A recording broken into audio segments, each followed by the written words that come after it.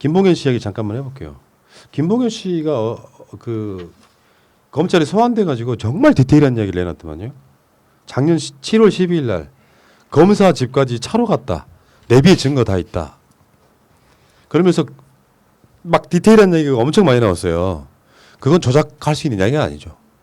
예를 들면 A 변호사, 이주영 변호사랑 이 사람들이 룸사롱 갔다 오면서 뭐 예를 들면 몇 살이세요 하면서 이게 서로 형이네 조금 이주영이 더 형이었나 봐요. 김봉현보다. 그때부터 이제 나이를 까면 생년을 까면 형동생이 되고 그러면서 더 나이 어린 검사는 동생이 되고 룸사롱 가서 질펀하게 놀고 돌아왔던 그 기억들은 창작으로 만들어지는 게 아닐 거고요. 디지털 증거가 남아있기 때문에. 그러니까 푸른나무님 말씀하신 것처럼 그 변호인 말이 이제 뭐 아우님 하면서 나이 까니까 아우님 되고 집이 어디냐라고 얘기하니까 아 그래 거기면은 가서 운동 한번 해야 되겠네라고 하고 이게 없는 일을 참 지어내기가 어려운 정도 말인 것 같고요. 근데 그 술집 참 좋은 술집인가 봐요. 지난해 작년 12월 12일 이주영 변호사와 검사 3명에게 그렇죠. 서울 강남구 청담동 소재 룸사롱에서 1,000만 원 상당의 술 접대를 했다. 이게 사실로 드러나면 뭐랄까 검찰이 치명상을 입는 거거든요. 지금 이거 안 밝히려고 엄청 노력하는 건데 전관인 변호사가 검찰과 줄을 대가지고 김봉현을 봐주기 하거나 또는 도피하는데 조력을 했다는 그 핵심 의혹 속에 검사 3명과 이주영 정관 변호사 검사 정관 변호사를 룸사롱에 접대했다라고 하는 것이 사실인지 아닌지를 밝혀내는 것. 이 사건은 검찰 개혁의 아주 상징과도 같은 사건 아닐까요? 그러니까 저는 김봉현 문제를 이렇게 봅니다. 그러니까 얼마 전 뉴스에 김봉현이 여권 인사에 관련된 내가 의혹부터 풀겠다라는 취지로 얘기했던 게 보도됐잖아요. 그러니까 그 당시에 김봉현은 그치. 나를 스스로 그 버리는구나. 그러니까 나를 스스로 구하기 위해서는 지금 힘 있는 여권 인사와 교제했던 내용을 밝혀야 하지만 지금 와보니 검찰이 나를 철저하게 이용하고 오히려 나한테 다 뒤집어 씌우는구나. 맞아요. 그래서 지금은 내가 모든 진실을 밝힐 수밖에 없다. 그러니까 처음에는 본인이 살려고 했는데 지금은 본인이 살 생각이 별로 없는 것 같습니다. 그러니까 검찰의 의도대로 처음에는 여권 인사걸 네. 부르려고 하는 과정에 있다가 자기 친구 행정관 하나가 4년 이렇게 구형받으면서 생각이 바뀌었다라고 하는 강기정 전 수석의 이 자리에서의 이 추정이 있었고요. 그러면서 이제 제대로 불기 시작하는 건데 근데 뭐 시사저널 같은 경우는 그런 보도를 하더라고. 김봉현이 처음에 했던 그 아까 말씀하신 주장이나 그 의도는 여권 인사들 다 조져버릴 거야 이렇게 이야기하다가 나중에 뒤바뀐 건데 그거는 그 사람의 심리의 변화일 뿐이지 팩트가 바뀌는 건 아니에요. 어쨌건 지금 검사 3명을 검사 정관 변호사와 함께 강남에서 술 접대를 했다가 이걸로 끝나는 문제가 아니고 파상되는 수도 없이 많은 일들이 생기잖아요. 변호사님. 네. 그 묘사는 가본 적 있어요? 아 저는 듣기만 했지 가보지를 못해가지고요. 근데 푸른나무님 룸사롱 얘기 나오시니까 너무 좋아하신 것 같아요. 네. 근데 이 룸사롱 되게 좋은 곳인가 봐요. 술집 끝나고 안 나면 좋아해요, 진짜로. 그렇습니까? 끝나고 나면 운전기사 내지 차량을 준비해서 손님을 집까지 모시다 드리고 뭐 그런 룸사롱이라니까 상당히 수준 있는 룸사롱으로 생각됩니다. 난 더러운 짓을 하는 건 싫어합니다. 여기서 네. 이제 그 차량으로 태웠다는 거는 김봉현의 기사일 수도 있어요. 네. 그렇게 살 수도 있죠. 네. 예. 근데 제가 알기로는 그 이런 고급 룸살롱은 어디에 있다 그러면은 차를 보냅니다. 차를 보내서 예. 데려오고 그 집 원하는 장소까지 데려다주는 서비스까지 하는데 이건 아마 그 본인 기사 그러니까 처음엔 저는 이 기사 봤을 때 아 대리를 불러줬겠구나. 그게 아니고 아마 이 검사는 술 먹을 작정을 하고 차수가 어떻게 될지 모르기 때문에 그렇지. 그냥 맨몸으로 왔고 그 차는 택시를 아마 태워서. 검찰청에 있었을 거예요. 그렇죠. 검찰청에. 예. 주차 장기 주차네 그러면서 딱지를 받았을지도 모르는데 근데 그 김봉현이 본인이 집에까지 데려다주는 서비스를 했다는 얘기는 이 사이에 많은 그 남녀관계는 만리장성이라 하지만 남자들끼리의 호용호제가 이제 성립이 됐고 그러면서 더 나가서 우리가 술만 마시지 말고 주말 되면 같이 필드도 나가자 이 정도까지 했으면 이제 면을 튼 겁니다. 그래서 그 철저하게 서로 그 도움을 주고 도움을 받는 사이로 발전했다. 그래서 이런 내용을 내가 가지고 있기 때문에 뭐 이제 진술하겠죠 이런 내용. 일본식의 로비가 그런 거라고 그러잖아요. 요정 같은 데 가가지고 전부 다 벗어요. 그리고 볼 거 안 볼 걸 다 보여줍니다. 한국의 목욕탕 같이 가는 문화랑 약간 비슷한 구조를 갖고 있다.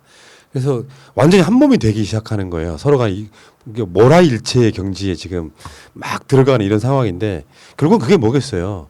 검사놈들이 이주영은 앞서가는 선배인 거고 이런 사건 하나 무슨 펀드 관련해서 왔다 갔다 하는 규모가 막 조 단위 이런 거 아닙니까? 그러면은 이주영 자체는 이 결과물을 선임도 되지 않으면서 사실상 변호를 주도하면서 검사들을 구워 삶아 놓으면 김봉현 측이나 그러니까 라임이든 뭐 또 다른 검사 같은 경우는 옵티머스든 건을 통해 가지고 이 검사가 최소 수십억 정도를 벌게 되는 구조 속에 나중에 그 검사놈들이 나중에 똑같이 크면은 이주영처럼 커서 또 다시 그런 전관 변호를 맡게 되고 논사롱을 같이 가게 되고 구조가 무한 반복되는 거예요. 그러니까 이런 공직자들의 그 잘못된 것 중에 제가 대표적으로 꼽는 게 뭐냐면 월급은 100% 집에 갖다 줘요.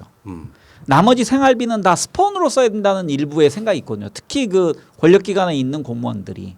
그러니까 예를 들면 세무 공무원들한테도 그런 이제 그 유혹이 옵니다. 뭐냐면은 같이 세무서에 있다가 나갔던 사람들, 그 사람들이 자기가 관계하는 사람들을 데려가요. 그래서 소개해주면서 밥 사주고 용돈 주고 뭐 이렇게 하다 보면은 스폰을 받게 되는 거죠. 근데 가장 힘 있는 부서이기 때문에 검사들은 스폰 없는 사람을 이제 자기들 문화 속에서는 약간 바보로 생각하는 문화가 생길 수 있는 거죠. 그게 자기가 힘 있는 부서에 있다는 증거기도 하고, 야 골프 치는데 내가 돈을 왜 내? 그다음에 내가 한 달에 얼마는 몇백만 원 용돈으로 받아야지. 그게 대표적인 게 그 박희태 사위 같은 사람이거든요. 그러니까 고등학교 친구를 등쳐서 스폰으로 해먹잖아요. 그 돈을 가지고 오피스텔에 그 템프로 여자를 앉혀놓고 축첩을 하고 뭐 그런 구조로 산 겁니다. 우리가 간과하면 안 되는 게 있죠. 검찰이라고 하는 수사와 기소의 독점을 가진 그 구조에서 스폰서 검사는 밖으로 드러난 건 0.1%도 안 될 거예요. 왜냐하면 그게 드러남으로써 내가 받는 불이익, 뇌물을 줬다고 하는 사람들이 불이익은 어마어마하기 때문에 실제로 다는 아니겠지만 특수통에 있는 사람들이라면 이런 대접 한 번도 안 받아본 사람은 저는 없을 거라고 자신합니다.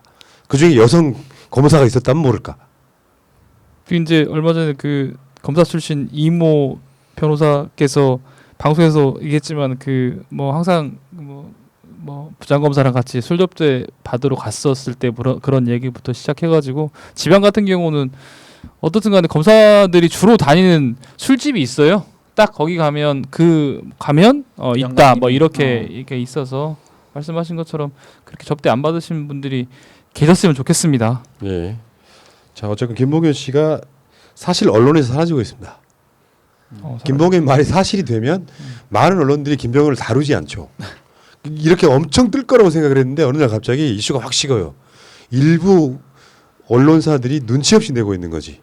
반대로 말하면 검찰이 눈치 안 보겠다는 의도도 있고 JTBC 같은 경우는 또 특정 언론들은 뭐 이 이슈 자체를 아예 의도적으로 안 내는 것도 저는 보이더라고요. 그러니까 이걸 제가 한마디만 해서 뭐 말씀드리면 이렇게 어떤 내가 공적 조직에 있는데 남들이 나한테 로비를 할 정도로 힘이 지나치게 세면 그 자리는 개혁이 돼야 되는 겁니다. 근데 옛날에 예를 들어서 국정원 다니거나 뭐 보안사 있거나 그러면은 자기들 마음대로 휘두르던 시절이 있었거든요. 근데 지금은 이제 그 사람들은 로비를 안 받는데 왜 지금 검사들한테만 이런 식으로 선후배 문화가 있고 그 정관들이 나가서 후배 검사들 챙겨주고 이렇게 이권이 개입될까? 이거는 아까 말씀하신 기소 독점과 기소 편의주의가 근본에 있는 거죠. 예. 이거를 없애기 위한 첫 번째 시도가 지금 공수처 출범을 바라는 겁니다. 만약에 그럴 일 없겠지만 윤석열이 대통령이 되면요 대한민국은 진짜로 검찰공화국 돼버리죠. 근데 이제 그런 일은 없을 것이고 사실은 뭐 수사 몇 건 했다고 대통령 돼버리면 대한민국에 그러면 우리 방송 2년 했으니까 앞에 전제를 달았잖아요. 그러니까, 절대 그럴 일이 없겠지만 혹시나 그런 일이 벌어지면 검찰 개혁은 아예 못한다고 보는 게 맞겠죠. 뭐 우리 검사들 고생하는 데가 등 좀 두드려 주고 말이야. 봉투 좀 주는 게 뭐가 잘못됐어? 윤석열이 그 시각 자체를 고치지 않는 한 이제는 정치하면 안 되는 거죠. 자 여기까지.